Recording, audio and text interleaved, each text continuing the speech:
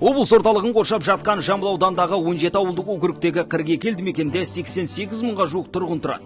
Оның 40,3 мың адамы немесе 45,8% экономикалық белсенділер қатарында. Асыраушы сала ауыл шаруашылығы туралы айтар болсақ, өңірде 3 мыңға жуық агроқұрылымдар жұмыс жүргізуде. Оның ішінде 4 өндірістік кооператив, 35 ауыл шаруашылық кооперативі және 2863 шаруа қожалықтары бар. Өткен жылдың қорытындысымен ауыл шаруашылық өнімінің жалпы шығарылымы 70,2 миллиард теңгені немесе нақты көлем индексі 109,5%-ға жетсе, үстіміздегі жылдың 4 айына ауыл шаруашылық өнімінің шығарылымы 6,9 миллиард теңгені немесе нақты көлем индексі 100,9%-ға жетті. 2022 жылға жоспарланған 58.471 гектарға астық, шөп, бақша өнімдері және басқа да дақылдар егіліп, өнім алынды. Шаруалар егін судан таршылық көрмеу үшін облыс әкімінің тапсырмасымен Тоғызтарау ауылындағы Аса өзенінің арнасында гидротехникалық имарат құрылысы жүргізілуде. Осы Аса өзенінің арнасына шлюз орнату үшін құжаттар әзірленіп, қаржы қаралды. Жыл сайын техникаларға назар аударылып, біртін жаңартылуда. 2022 жылы шаруа қожалықтарға 709 миллион теңгеге 131 дана ауыл шаруашылық техникалары алынды. Ағымдағы жылдың 4 айына шолу жасасақ, шаруа қожалықтары 324 миллион теңгеге 37 дана су жаңа ауыл шаруашылық техникаларын пайдалануда. Су үнемдеу технологиясына өңір шаруалары ерекше назар аударып отыр. Мысалға, ауданда жұмыс жасайтын 19 жылыжайда 17 фермерлік, 2 өнеркәсіптікке, 3,2 гектарға қияр дақыл отырғызылып, 36 тонна өнім жиналды. Шаруалардың өнімдерін сапалы сақтау үшін қойма салу жұмыстарда қарқынды жүйеленген. Өңірде 42.400 шаршы метрді, сыйымдылығы 37.829 тоннаны құрайтын 113 қойма тіркелген. Бүгінгі таңда мұнда 660 тонна сәбіз сақталуда. 2023-2025 жылдары 4 жеміс және көкөніс сақтайтын қоймасын салу жоспарлануда. Олардың сыйымдылығы 1560 тоннаны құрайды. Аудан бойынша ауыл шаруашылығы мақсатында жайылым 177 мың гектарды құрайды. Жетіспейтін жайылым көлемі 87 мың гектарға жетеді. Бүгінгі күнге мемлекет басшысының тапсырмасы негізінде 37.300 гектарды құрайтын жайылым жетіспеушілігі анықталып, бүгінде ауыл шаруашылығы мақсатындағы жалпы көлемі 1337 гектар жер мемлекет меншігіне қайтарылды. Тұрғындардың тұрмыстық табысын арттыруға бағытталған ауыл аманаты жобасымен Бесағаш, Өрнек, Қаракемер ауылдық округінің тұрғындары өз кәсібін ашып, жалпы 538 адамды жұмыс орнымен қамтыды. Бүгінгі күнге жоба аясында жалпы 538 жеке кәсіпкерге 2 миллиард 263 миллион теңгеге несие берілді. Биыл баламасы жобаның игілігін Айшабибі, Қарасу, Тоғызтарау ауылдық округтері көретін болады.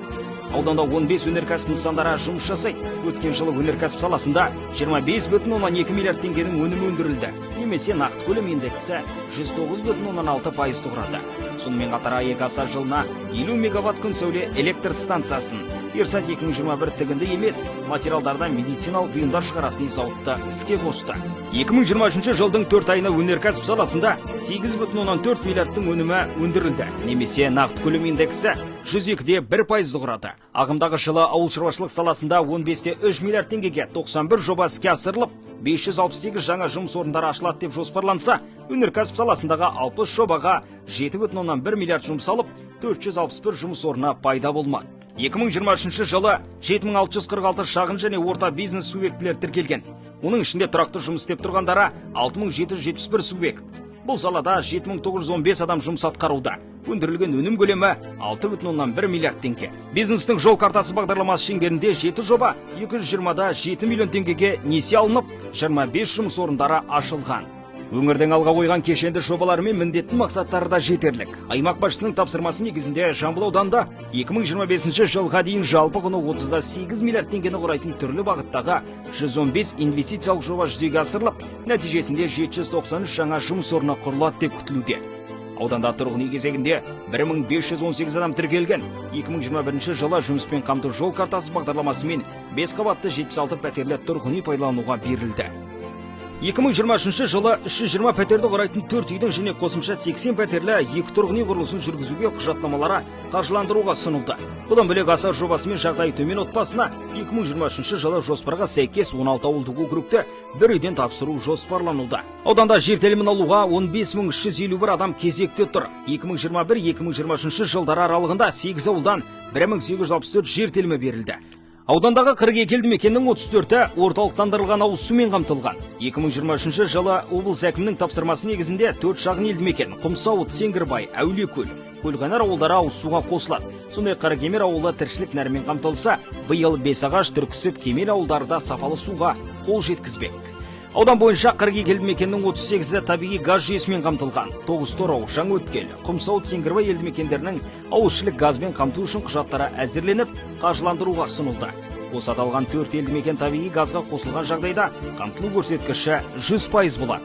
Биыл тұрғындардың өтініші негізінде аудан әкімінің бастамасымен Аса ауылында, Аса станциясында темір жол арқылы өтетін жаяу жүргіншілерге арналған аспалы көпірдің құрылысы басталып, оған аудандық бюджеттен 100 миллион теңге бөлінді.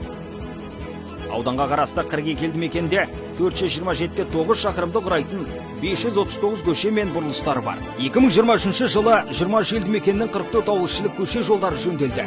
Биыл тұрғындар сұранысымен осы елді мекеннің жалпы ұзындығы 75-те 6 шақырымды құрайтын 88 ауылшылық көше жолдары жөнделеді. 2023 жылы ауыл ел бесігі жобасы шеңберінде 45 жоба іске асырылады. 2 тіректі, 10 спутникті елді мекен қамтылады. Кәсіпкерлікті дамыту жөніндегі ұлттық жоба бойынша 2023 жылдың 4 айында жұмыспен қамтудың белсенді шараларына 2038 адам орналасты. Аудандағы 39 білім беру мекемесінің 26-сы типтік, 12-сі ыңғайластырылған ғимаратта орналасқан. Сонымен қатар мектепалды дайындық бойынша 68 сынып комплексінде 1052 бала білім алуда. 2023 жылы Шоқай ауылында 150 орындық мектеп құрылысы пайдалануға, 2024-2025 жылдары қолданыстағы тозығы жеткен 6 бастауыш мектептің орнынан жаңа типтік жобадағы орта білім беретін мектеп ғимаратын соғу жоспарлануда. Жайлы мектеп жобасымен Шайқорық ауылында 300 орындық мектеп құрылысы 2024 жылы басталады. Денсаулық сақтау саласында 35 мекеме бар. Оның 19-ы ыңғайластырылған ғимаратта орналасқан. 2022 жылы Қаракемер ауылынан 25 келушіге арналған дәрігерлік амбулатория құрылысы аяқталып пайдалануға берілсе, Қызылқайнар Айша-бибі дәрігерлік амбулатория күрделі жөндеуден өткізілді. Биыл Шайқорық ауылында 25 келушіге дәрігерлік амбулаториясы, Жаңаөткел ауылына 5 келушіге арналған медициналық пункттің құрылысы жүргізілуде. Сондай-ақ Өрнек ауылында дәрігерлік амбулатория күрделі жөндеуден өткізілуде. Аудан бойынша бір аудандық мәдениет үйі, 4 ауылдық мәдениет үйі, 14 ауылдық клуб бар. 2022 жылы Айша-бибі ауылдық мәдениет үйі мен Шайқорық ауылдық клубы ағымдағы жөндеуден өткізілді. 2023 жылы Кродикова ауылдық мәдениет үйі мен Ашшыбұлақ ауылдық клубын ағымдағы жөндеу жұмыстары жақын күнде басталады. Сонымен қатар ауыл ел бесігі жобасы аясында Қызылқайнар ауылында 180 орындық мәдениет үйі және Ақбұлым ауылының мәдениет үйінің құрылысы жүргізілмек. Ал ағымдағы жылы аудан орталығында мұражай құрылысы басталуда. Ауданда жалпы 1 спорт кешені, 2 спорт мектебі, 17 үлкен футбол алаңы, 41 шағын футбол алаңы, 25 балалар ойын алаңы, 18 стрит-воркаут алаңшалары бар. 2022 жылы 6 елді мекеннің шағын футбол алаңшаларына жасанды төсем төселді. 2 елді мекенге жаңадан шағын футбол алаңшасы орнатылды. Сонымен қатар Аса ауылында көп қабатты тұрғын үй мен Бесағаш ауылында балаларға арналған ойын алаңшалары орнатылды. 2023 жылы 5 елді мекенге шағын футбол алаңы берілсе, Шәкен Ниязбеков ауылына шағын футбол алаңын қоршау және спорт алаңшасын абаттандыру жұмыстары жүргізілуде. Жалпақтөбе ауылына шағын футбол алаңы жасанды төсем төселінді. Сондай-ақ 5 елді мекенге балалар ойын алаңшалары орнатылды. Ауыл ел бесігі жобасы шеңберінде Айша-бибі, Сұлутер, Кродикова, Қаракемер, Өрнек ауылдарында 2023 жылы 5 спорт кешенінің құрылысына 976-та 7 миллион теңге бөлініп, құрылыс жұмыстары жүргізілуде. Ал Бесағаш ауылынан спорт кешенінің құрылыс жұмыстары жақын күндері басталады. Оған 222 миллион теңге бөлініп отыр. Аудан халқының 32-де 3% немесе 28434-ті жастарды құрайды. Жыл басынан бері 299 жұмыссыз жас тіркелген. 100 жас бастау бизнес жобасымен оқытылып, 100 жас жасыл жасақтар қатарына алынды. Жалпы ауданда 42 елді мекеннің 27-сінің кіре және шыға берісіне 110 бейнебақылау камералары орнатылған. 2023 жылы 7 елді мекенге 20 бейнебақылау камералары іске қосылмақ.